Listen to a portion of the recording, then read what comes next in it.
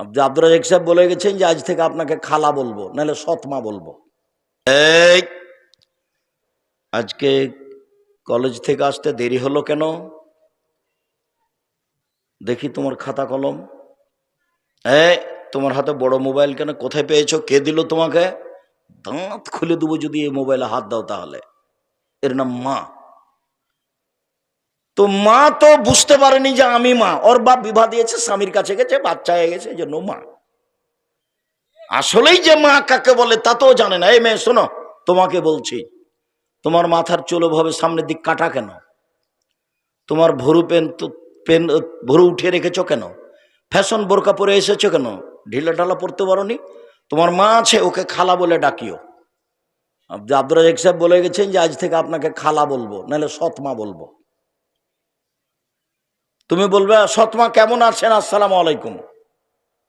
সৎমা বুঝো না? এদিকে দেখো ভাইজান, দেখেন তো সৎমা কেমন জিনিস।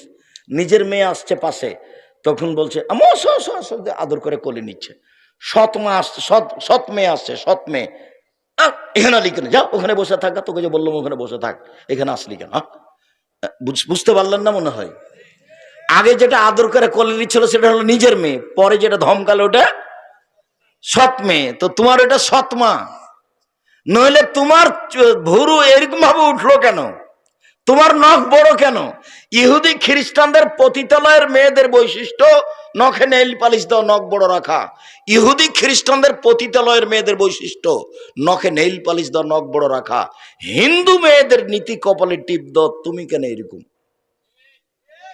ইহুদি খ্রিস্টানদের পতিতালয়ের মেয়েদের অভ্যাস হচ্ছে ভুরু তুলে চিকন করা, আসকারা মাস্কারা দিয়ে সাজগোজ করা। তোমার কেন এমন? ইহুদি খ্রিস্টানদের মেয়েদের নীতি হলো স্কিন পায়জামা পরা, যাতে লজ্জাস্থানও বোঝা যায়। তুমি কেন এমন? দাঁত খুলে দেবো একবারে। তার নাম মা। পাহারা দিচ্ছে যে। এক, বিদ্যে। দুই, শিষ্টাচার। তিন, যত্ন। চার, পাহারাদার। মনে থাকবে না মনে হয়?